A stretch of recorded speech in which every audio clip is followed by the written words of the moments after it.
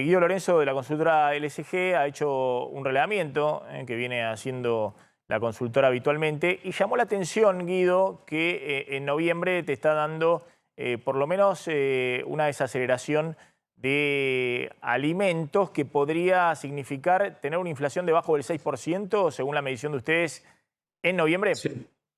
¿Cómo te va, Maxi? ¿Todo bien? A ver, nosotros estamos registrando lo que decían recién, una desaceleración y esperamos que empiece con 5 para el mes de noviembre. Lógicamente, lo que decías, a ver, tampoco es un parámetro como para ilusionarse por completo porque dos cosas. Primero, es noviembre, que es un mes de inflación más baja, donde estuvo influenciado también por carnes que no están subiendo al mismo ritmo, y después por otro tema que básicamente esto es postergar inflación, digamos, ¿no? O sea, básicamente no vemos que haya una desaceleración fuerte fruto de un programa, etcétera, sino que en diciembre vuelven los aumentos que no tuviste en noviembre. Varios se corrieron, digamos, de mes.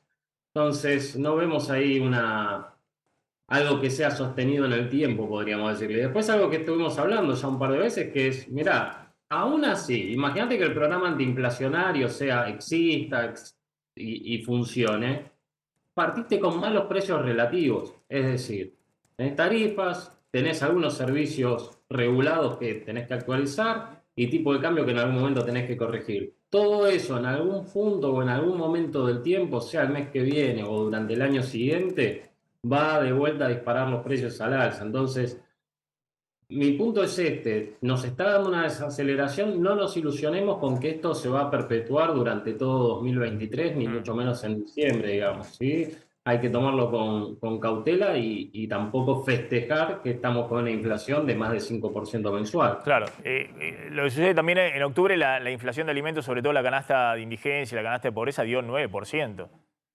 Digamos, ¿no? Sí, Había habido ahí un salto, pero muy importante.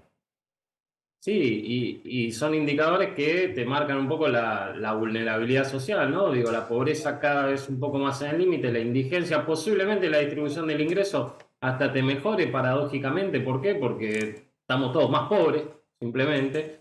Pero lo que tenés es eso, es una sociedad que tiene casi 36% o 36% de pobreza y otro 36% no llega a tener dos canastas básicas totales, es decir, que no son pobres, pero que están al borde de caer en esa línea de pobreza, entrar en esa situación.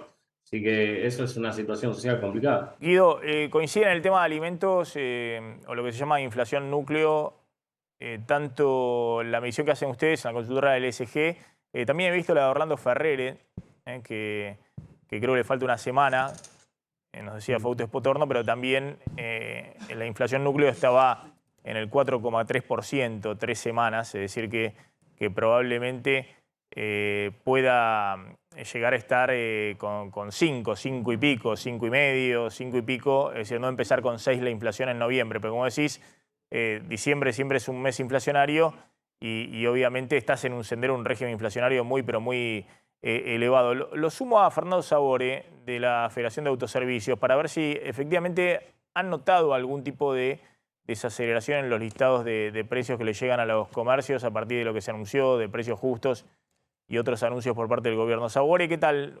Muy amable por atendernos como siempre. Hola Maxi, ¿cómo andan ustedes?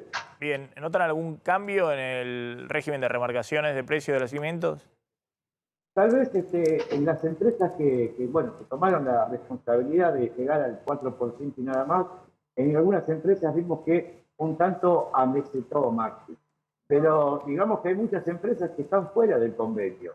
Entonces, ejemplo, recibimos en una empresa de jugos importante un 9%, en una empresa de hamburguesas también un 9%, hoy en cervezas un 14%, un 10% en lo que es productos, una empresa importante de productos de lo que es lácteos. Digamos que los aumentos por un lado también siguen y siguen de una forma bastante agresiva, Maxi. La canasta navideña, ¿no? Siempre se habla, creo que hay algunos datitos ahí, Candelaria, de los aumentos sobre la canasta navideña. ¿Cómo viene? Digamos que el tema de la canasta navideña, evaluando el costo de la mercadería comparado con lo que fue el año pasado, literalmente duplicó el valor. Una canasta navideña para 6 personas tenemos que hablar de 4.000 pesos, ¿cierto? una canasta navideña para 4 personas, donde hablamos de una sidra, un pan dulce, 2 turrones, perdón, 2 pan dulces, 2 garrapiñadas, un maní, las pasas, que son algo clásico, y un maní con chocolate, eso está en el orden de los 2.500 pesos.